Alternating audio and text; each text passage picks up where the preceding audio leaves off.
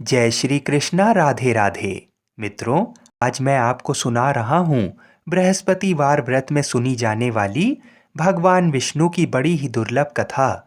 जो भी इस व्रत कथा को सुनता है उन्हें भगवान विष्णु और माँ लक्ष्मी की विशेष कृपा प्राप्त होती है।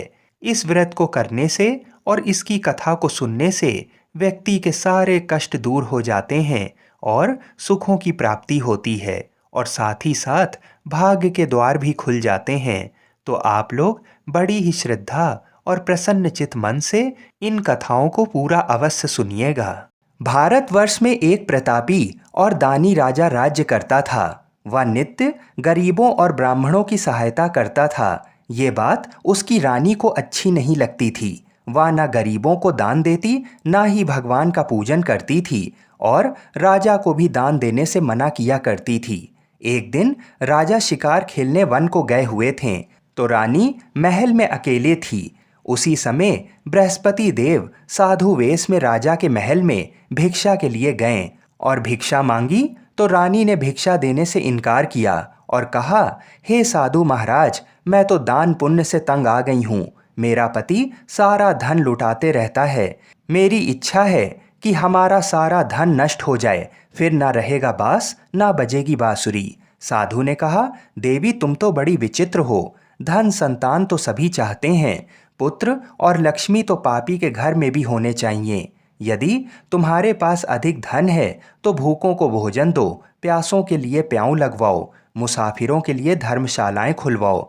तो जो निर्धन अपनी कुंवारी कन्याओं का विवाह नहीं कर सकते हैं उनका विवाह करा दो। ऐसे और कई काम हैं जिनको करने से तुम्हारा यश लोक परलोक में फैलेगा। परंतु रानी पर उपदेश का कोई भी प्रभाव ना पड़ा। वह बोली, महाराज आप मुझे कुछ ना समझाइए। मैं ऐसा धन नहीं चाहती जो हर जगह बांटती फिरूं।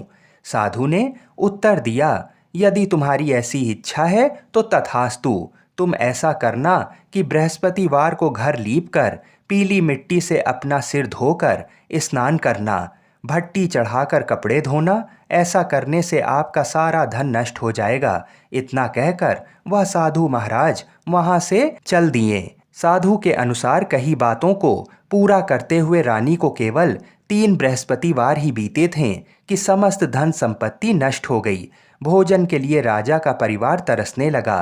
तब एक दिन राजा ने रानी से बोला कि हे रानी, तुम यहीं रहो, मैं दूसरे देश को जाता हूँ, क्योंकि यहाँ पर सभी लोग मुझे जानते हैं, इसलिए मैं कोई छोटा कार्य नहीं कर सकता। ऐसा कहकर राजा परदेश चला गया। वहाँ वह जंगल से लकड़ी काट कर लाता और शहर में बेचता। इस तरह वह अपना जीवन व्यतीत करने लगा। इधर राजा के परदेश जाते ही रानी और दासी दुखी रहने लगें।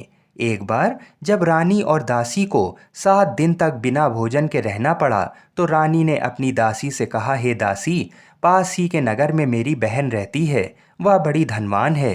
तू उसके पास जा और कुछ ले आ, ताकि थोड़ी बहुत गुजर बसर हो जाए। दासी रानी के बहन के पास गई। उस दिन गुरुवार था और रानी की बहन उस समय बृहस्पतिवार व्रत की कथा सुन रही थी। दासी ने रानी की बहन को अपनी रानी का संदेश दिया, लेकिन रानी की बड़ी बहन ने कोई उत्तर नहीं दिया। जब दासी को रानी की बहन से कोई उत्तर नहीं मिला तो वह बहुत दुखी हुई और उसे क्रोध भी आया। दासी ने वापस आकर रानी को सारी बात बता दी। ये सुनकर रानी ने अपने भाग्य को कोसा। उधर रानी की बहन ने सोचा कि मेरी बहन की दासी आई थी, परंतु मैं उससे नहीं बोली, इससे वह बहुत दुखी हुई होगी। कथा सुनकर और पूजन समाप्त करके वह अपनी बहन के घर आई और कहने लगी, हे बहन, मैं बृहस्पतिवार का व्रत कर रही थी। तुम्हारी दासी मेरे घर आई थी, परंतु जब तक कथा होती तब तक ना तो उठते हैं और ना ही बोलते हैं, इसलिए मैं कुछ नहीं बोली। कहो दासी क्यों आई थी? रानी बोली, बहन तुमसे क्या छुपाऊं, हमारे घर में खाने तक को अनाज नहीं था। ऐसा कहते कहते रानी की आंखें भर आईं। उसने दासी समेत पिछले 7 दिनों से भूखे रहने तक की बात अपनी बहन को विस्तार पूर्वक सुना दी। रानी की बहन बोली, देखो बहन, भगवान बृहस्पति देव सबकी मनोकामनाओं को पूर्ण करते हैं। देखो शायद तुम्हारे घर में अनाज रखा हो। पहले तो रानी को विश्वास नहीं हुआ, पर बहन के आग्रह करने पर उसने अपनी दासी को अंदर भेजा तो उसे सचमुच अनाज से भरा एक घड़ा मिल गया। ये देखकर दासी को बड़ी हैरानी हुई। दासी रानी से कहने लगी, हे रानी, जब हमको भोजन नहीं मिलता तो हम व्रत ही तो करते हैं, इसलिए क्यों ना इनसे व्रत और कथा की विधि पूछ ली जाए ताकि हम भी व्रत कर सकें। तब रानी ने अपनी बहन से बृहस्पतिवार व्रत के बारे में पूछा। उसकी बहन ने बताया, बृहस्पतिवार के व्रत में चने की दाल और मुनक्का से भगवान विष्णु का केले की जड़ में पूजन करें तथा दीपक जलाएं, व्रत कथा सुने और पीला भोजन ही करें। इससे बृहस्पति देव प्रसन्न होते हैं। व्रत और पूजन विधि बताकर रानी की बहन अपने घर को लौट गई। 7 दिन के बाद जब गुरुवार आया तो रानी और दासी ने व्रत रखा। घुड़साल में जाकर चना और गुड़ लेकर आई, फिर उससे केले की जड़ तथा विष्णु भगवान का पूजन किया। अब पीला भोजन कहाँ से आए, इस बात को लेकर दोनों बहुत दुखी थीं। चूंकि उन्होंने व्रत रखा था, इसलिए बृहस्पति देव उनसे प्रसन्न थे। इसलिए वे एक साधारण व्यक्ति का रूप धरकर 2 थालों में सुंदर पीला भोजन दासी को दे गए। भोजन पाकर दासी प्रसन्न हुई और फिर रानी के साथ मिलकर भोजन को ग्रहण किया। उसके बाद वे सभी गुरुवार को व्रत और पूजन करने लगीं। बृहस्पति देव भगवान की कृपा से उनके पास फिर से धन संपत्ति आ गई, परंतु रानी फिर से पहले की तरह आलस्य करने लगी। तब दासी बोली, देखो रानी, तुम पहले भी इस प्रकार आलस्य करती थी, तुम्हें धन रखने में कष्ट होता था, इस कारण सभी धन नष्ट हो गया, और अब जब भगवान बृहस्पति देव की कृपा से धन मिला है तो तुम्हें फिर से आलस्य होता है। रानी को समझाते हुए दासी कहती है कि बड़ी मुसीबतों के बाद हमने ये धन पाया है, इसलिए हमें दान पुण्य करना चाहिए, भूखे मनुष्यों को भोजन कराना चाहिए और धन को शुभ कार्यों में खर्च करना चाहिए, जिससे तुम्हारे कुल का यश बढ़ेगा, स्वर्ग की प्राप्ति होगी और पितृ प्रसन्न होंगे। दासी की बात मानकर रानी अपना धन शुभ कार्यों में खर्च करने लगी, जिससे पूरे नगर में उसका यश फैलने लगा। बृहस्पतिवार व्रत कथा के बाद श्रद्धा के साथ आरती की जानी चाहिए। इसके बाद प्रसाद बांटकर उसे ग्रहण करना चाहिए। एक दिन राजा दुखी होकर जंगल में एक पेड़ के नीचे आसन जमाकर बैठ गया। वह अपनी दशा को याद करके व्याकुल होने लगा। बृहस्पतिवार का दिन था। एकाएक उसने देखा कि निर्जन वन में एक साधु प्रकट हुए। वह साधु वेश में स्वयं बृहस्पति देवता थे। लकड़हारे के सामने जाकर बोले, हे लकड़हारे, इस सुनसान जंगल में तू चिंता मग्न क्यों बैठा है? लकड़हारे ने दोनों हाथ जोड़कर प्रणाम किया और उत्तर दिया, महात्मा जी, आप सब कुछ जानते हैं, मैं क्या कहूँ। ये कहकर रोने लगा और साधु को अपनी आत्मकथा सुनाई। महात्मा जी ने कहा, तुम्हारी स्त्री ने बृहस्पति के दिन बृहस्पति भगवान का निरादर किया है, जिसके कारण रुष्ट होकर उन्होंने तुम्हारी ये दशा कर दी है। अब तुम चिंता को दूर करके मेरे कहने पर चलो तो तुम्हारे सब कष्ट दूर हो जाएंगे और भगवान पहले से भी अधिक संपत्ति तुम्हें देंगे। तुम बृहस्पति के दिन कथा किया करो। 2 पैसे के चने मुनक्का लाकर उसका प्रसाद बनाओ और शुद्ध जल से लोटे में शक्कर मिलाकर अमृत तैयार करो। कथा के पश्चात अपने सारे परिवार और सुनने वाले प्रेमियों में अमृत व प्रसाद बांटकर आप भी ग्रहण करो। ऐसा करने से भगवान तुम्हारी सब मनोकामनाएं पूरी करेंगे। साधु के ऐसे वचन सुनकर लकड़हारा बोला, हे प्रभु, मुझे लकड़ी बेचकर इतना पैसा नहीं मिलता जिससे भोजन के उपरांत कुछ बचा सकूं। मैंने रात्रि में अपनी स्त्री को व्याकुल देखा है। मेरे पास कुछ भी नहीं जिससे मैं उसकी खबर मंगा सकूं। साधु ने कहा, हे लकड़हारे, तुम किसी बात की चिंता मत करो। बृहस्पति के दिन तुम रोजाना की तरह लकड़ियां लेकर शहर को जाओ।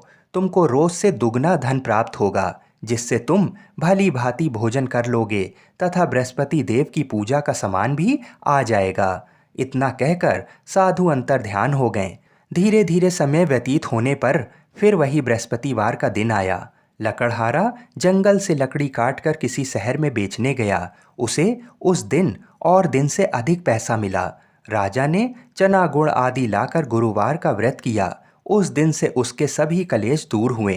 परंतु जब दोबारा गुरुवार का दिन आया तो बृहस्पतिवार का व्रत करना भूल गया। इस कारण बृहस्पति भगवान नाराज हो गए। उस दिन उस नगर के राजा ने विशाल यज्ञ का आयोजन किया तथा शहर में ये घोषणा करा दी कि कोई भी मनुष्य अपने घर में भोजन ना बनावे, ना आग जलावे, समस्त जनता मेरे यहाँ भोजन करने आए। इस आज्ञा को जो नहीं मानेगा उसे फांसी की सजा दी जाएगी। इस तरह की घोषणा संपूर्ण नगर में करवा दी गई। राजा की आज्ञा अनुसार शहर के सभी लोग राजा की आज्ञा अनुसार शहर के सभी लोग भोजन करने गए, लेकिन लकड़हारा कुछ देर से पहुंचा, इसलिए राजा उसको अपने साथ घर लिवा ले गए और वहां ले जाकर भोजन करा रहे थे। तो रानी की दृष्टि उस खूंटी पर पड़ी जिस पर उसका हार लटका हुआ था। वह वहां पर दिखाई नहीं दिया। रानी ने निश्चय किया कि मेरा हार इस मनुष्य ने चुरा लिया है। उसी समय सिपाहियों को बुलाकर उसको कारागार में डलवा दिया। जब लकड़हारा कारागार में पड़ गया और बहुत दुखी होकर विचार करने लगा कि ना जाने कौन से पूर्व जन्म के कर्म से मुझे ये दुख प्राप्त हुआ है, और उसी साधु को याद करने लगा जो कि जंगल में मिला था। उसी समय तत्काल बृहस्पति देव साधु के रूप में प्रकट हुए और उसकी दशा को देखकर कहने लगे, अरे मूर्ख, तूने बृहस्पति देव की कथा नहीं करी, इस कारण तुझे दुख प्राप्त हुआ है। अब चिंता मत कर, बृहस्पतिवार के दिन कारागार के दरवाजे पर 4 पैसे पड़े मिलेंगे, उनसे तू बृहस्पति देव की पूजा करना, तेरे सभी कष्ट दूर हो जाएंगे। बृहस्पति के दिन उसे 4 पैसे मिले। लकड़हारे ने कथा कही। उसी रात्रि को बृहस्पति देव ने उस नगर के राजा को स्वप्न में कहा, हे राजा, तूने जिस आदमी को कारागार में बंद कर दिया है वह निर्दोष है, वह राजा है, उसे छोड़ देना। रानी का हार उस खूंटी पर लटका है, अगर तू ऐसा नहीं करेगा तो मैं तेरे राज्य को नष्ट कर दूंगा।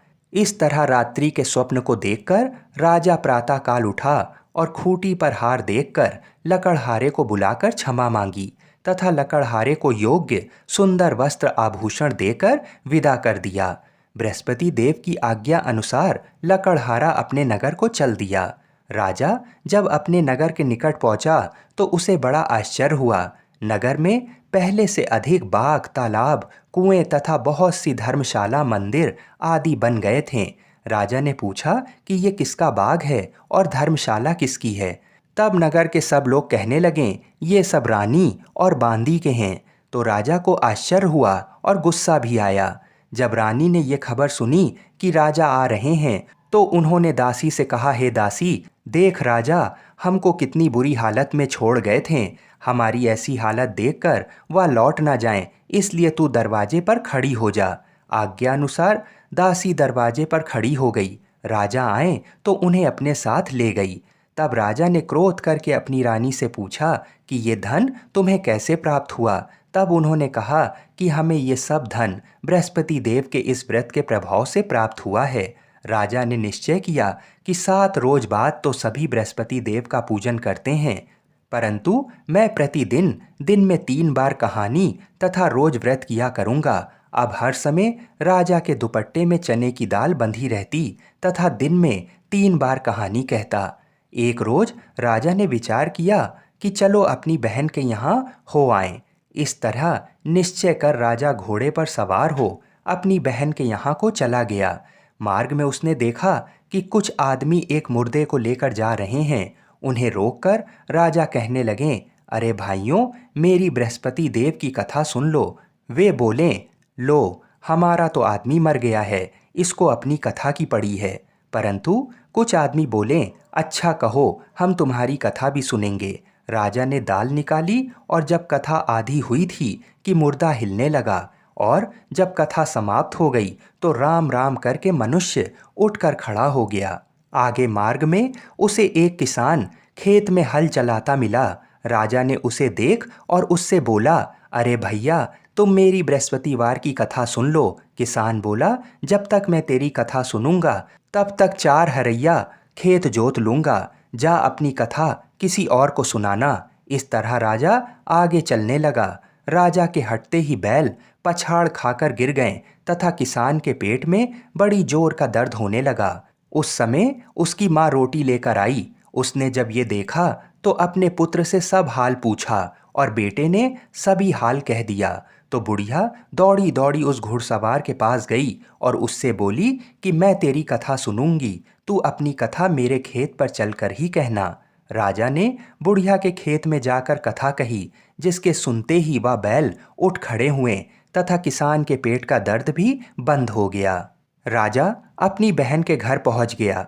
बहन ने भाई की खूब मेहमानी की। दूसरे रोज प्रातःकाल राजा जागा तो वह देखने लगा कि सब लोग भोजन कर रहे हैं। राजा ने अपनी बहन से कहा, ऐसा कोई मनुष्य है जिसने भोजन नहीं किया हो? मेरी बृहस्पतिवार की कथा सुन ले। बहन बोली, हे भैया, ये देश ऐसा ही है कि पहले यहाँ लोग भोजन करते हैं, बाद में अन्य काम करते हैं। अगर कोई पड़ोस में हो तो देख आओ। वह ऐसा कहकर देखने चली गई, परंतु उसे कोई ऐसा व्यक्ति नहीं मिला जिसने भोजन ना किया हो। अतः वह एक कुम्हार के घर गई, जिसका लड़का बीमार था। उसे मालूम हुआ कि उनके यहाँ 3 रोज से किसी ने भोजन नहीं किया है। रानी ने अपने भाई की कथा सुनने के लिए कुम्हार से कहा और वह तैयार हो गया। राजा ने जाकर बृहस्पतिवार की कथा कही, जिसको सुनकर उसका लड़का ठीक हो गया। अब तो राजा की प्रशंसा होने लगी।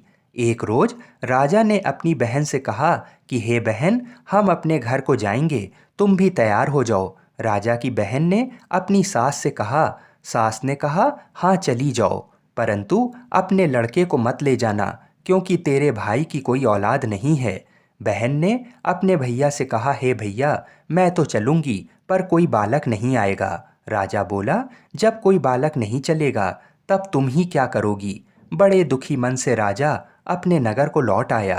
राजा ने अपनी रानी से कहा, हम निर्वंशी हैं, हमारा मुंह देखने का धर्म नहीं है और कुछ भोजन आदि नहीं किया। रानी बोली, हे प्रभु, बृहस्पति देव ने हमें सब कुछ दिया है, वह हमें औलाद अवश्य देंगे। उसी रात को बृहस्पति देव ने राजा से स्वप्न में कहा, हे राजा उठ, सभी सोच त्याग दे, तेरी रानी गर्भ से है। राजा को ये बात सुनकर बड़ी खुशी हुई। 9वें महीने में रानी के गर्भ से एक सुंदर पुत्र पैदा हुआ। तब राजा बोला, हे रानी, स्त्री बिना भोजन के रह सकती है, पर बिना कहे नहीं रह सकती। जब मेरी बहन आवे तो तुम उससे कुछ कहना मत। रानी ने सुनकर हाँ कर दिया। जब राजा की बहन ने ये शुभ समाचार सुना तो वह बहुत खुश हुई तथा बधाई लेकर अपने भाई के यहाँ आई। तभी रानी ने कहा, घोड़ा चढ़कर तो नहीं आई, गधा चढ़ी आई। राजा की बहन बोली, भाभी, मैं इस प्रकार ना कहती तो तुम्हें औलाद कैसे मिलती? बृहस्पति देव ऐसे ही हैं, जैसे जिसके मन में कामनाएं हैं सभी को पूर्ण करते हैं। जो सद्भावना पूर्वक बृहस्पतिवार का व्रत करता है एवं कथा पढ़ता है अथवा सुनता है, दूसरों को सुनाता है, बृहस्पति देव उसकी सभी मनोकामना पूर्ण करते हैं। भगवान बृहस्पति देव उसकी सदैव रक्षा करते हैं। संसार में जो मनुष्य सद्भावना से भगवान जी का पूजन व्रत सच्चे हृदय से करते हैं तो उनकी सभी मनोकामनाएं पूर्ण करते हैं। जैसी सच्ची भावना से रानी और राजा ने उनकी कथा का गुणगान किया तो उनकी सभी इच्छाएं बृहस्पति देव जी ने पूरी की। इसलिए पूर्ण कथा सुनने के बाद प्रसाद लेकर जाना चाहिए। हृदय से उसका मनन करते हुए जयकारा बोलना चाहिए। बोलो बृहस्पति देव की जय। बोलिए श्री लक्ष्मी नारायण भगवान की जय। बोलिए भगवान विष्णु की जय। बोलिए श्री राधा कृष्ण भगवान की जय। बोलिए श्री तुलसी शालिग्राम की जय। जय जय श्री राधे। आइए अब मनोकामनाओं को पूरी करने वाली बृहस्पति देव जी की कथा को सुनते हैं। प्राचीन काल में एक ब्राह्मण रहता था। वह बहुत निर्धन था। उसके कोई संतान नहीं थी। उसकी स्त्री बहुत मलिनता के साथ रहती थी। वह ना तो स्नान करती, ना किसी देवता का पूजन करती थी। इससे ब्राह्मण देवता बड़े दुखी थे। बेचारे बहुत कुछ कहते थे, किंतु उसका कुछ परिणाम नहीं निकलता था। भगवान की कृपा से ब्राह्मण की स्त्री के कन्या रूपी रत्न पैदा हुआ। कन्या बड़ी होने पर प्रातः स्नान करके विष्णु भगवान का जाप व बृहस्पतिवार का व्रत करने लगी। अपने पूजन पाठ को समाप्त करके विद्यालय जाती तो अपनी मुट्ठी में जौ भर कर ले जाती और पाठशाला के मार्ग में डालती जाती। जब वह पाठशाला से लौटती तो ये जौ स्वर्ण के हो जाते थे और वह लौटते समय उनको बीनकर घर ले जाती थी। एक दिन वह बालिका सूप में उस सोने के जौ को फटक कर साफ कर रही थी कि उसके पिता ने ये करते हुए देख लिया और कहा, बेटी, सोने के जौ के लिए सोने का सूप होना चाहिए। दूसरे दिन बृहस्पतिवार था। इस कन्या ने बृहस्पतिवार का व्रत रखा और बृहस्पति देव से प्रार्थना करके कहा, मैंने आपकी पूजा सच्चे मन से की हो तो मेरे लिए सोने का सूप दे दो। बृहस्पति देव ने उसकी प्रार्थना स्वीकार कर ली। रोजाना की तरह वह कन्या जौ फैलाती हुई जाने लगी। जब लौटकर जौ बीन रही थी तो बृहस्पति देव की कृपा से सोने का सूप मिला। उसे वह घर ले आई और उसमें जौ साफ करने लगी, परंतु उसकी माँ का वही ढंग रहा। एक दिन की बात है, वह कन्या सोने के सूप में जौ साफ कर रही थी। उस समय उस शहर का राजपुत्र वहां से होकर निकला। इस कन्या के रूप और कार्य को देखकर मोहित हो गया तथा अपने घर आकर भोजन तथा जल त्याग कर उदास होकर लेट गया। राजा को इस बात का पता लगा तो अपने प्रधानमंत्री के साथ उसके पास गए और बोले, हे बेटा, तुम्हें किस बात का कष्ट है? किसी ने अपमान किया है अथवा और कारण हो सो कहो, मैं वही कार्य करूँगा जिससे तुम्हें प्रसन्नता हो। अपने पिता की राजकुमार ने बातें सुनी तो वह बोला, मुझे आपकी कृपा से किसी बात का दुख और कष्ट नहीं है। किसी ने मेरा अपमान नहीं किया है, परंतु मैं उस लड़की से विवाह करना चाहता हूँ जो सोने के सूप में जौ साफ कर रही थी। ये सुनकर राजा आश्चर्य में पड़ गए और बोले, बेटा, इस तरह की कन्या का पता तुम ही लगाओ, मैं उसके साथ तुम्हारा विवाह अवश्य ही करवा दूंगा। राजकुमार ने उस लड़की के घर का पता बतलाया। तब मंत्री उस लड़की के घर गए और ब्राह्मण देवता को सभी हाल बताया। ब्राह्मण देवता राजकुमार के साथ अपनी कन्या का विवाह करने के लिए तैयार हो गए तथा विधि विधान के अनुसार ब्राह्मण की कन्या का विवाह राजकुमार के साथ हो गया। कन्या के घर से जाते ही पहले की भांति उस ब्राह्मण देवता के घर में गरीबी का निवास हो गया। अब भोजन के लिए भी अन्न बड़ी मुश्किल से मिलता था। एक दिन दुखी होकर ब्राह्मण देवता अपनी पुत्री के पास गए। तब बेटी ने पिता की दुखी अवस्था को देखा और अपनी माँ का हाल पूछा। तब ब्राह्मण ने पूरा हाल बता दिया। कन्या ने बहुत सा धन देकर अपने पिता को अपने घर से विदा कर दिया। इस तरह ब्राह्मण का कुछ समय सुखपूर्वक व्यतीत हुआ। कुछ दिन बाद वह फिर वही हाल का हो गया। ब्राह्मण फिर अपनी कन्या के यहाँ गया और सारा हाल कहा तो लड़की बोली, हे पिताजी, आप माता को यहाँ लिवा लाओ, मैं उसे विधि बता दूंगी जिससे गरीबी दूर हो जाए। वह ब्राह्मण देवता अपनी स्त्री को साथ लेकर पहुँचे तो अपनी माँ को वह लड़की समझाने लगी, हे माँ, तुम प्रातःकाल प्रथम स्नान आदि करके विष्णु भगवान का पूजन करो तो तुम्हारी सब दरिद्रता दूर हो जाएगी। परंतु उसकी माँ ने एक भी बात नहीं मानी और प्रातःकाल उठकर अपनी पुत्री के बच्चों की जूठन को खा लिया। इससे उसकी पुत्री को भी बहुत क्रोध आया और एक रात को कोठरी से सभी सामान निकाल दिया और अपनी माँ को उसमें बंद कर दिया। प्रातःकाल उसे निकाला तथा स्नान आदि करा के पाठ करवाया तो उसकी माँ की बुद्धि ठीक हो गई और फिर प्रत्येक बृहस्पतिवार को व्रत रखने लगी। इस व्रत के प्रभाव से उसके माँ बाप बहुत ही धनवान और पुत्रवान हो गए और बृहस्पति जी के प्रभाव से इस लोक के सुख भोग कर स्वर्ग को प्राप्त हुए। आप सभी लोग बड़ी ही श्रद्धा और प्रेम से बोलिए, विष्णु भगवान की जय। हम ऐसी मंगल कामना करते हैं कि भगवान श्री लक्ष्मी नारायण जी और बृहस्पति देव जी तथा भगवान शिव और माता पार्वती हम सभी की मनोकामनाओं को अवश्य ही पूर्ण करें। हर हर महादेव।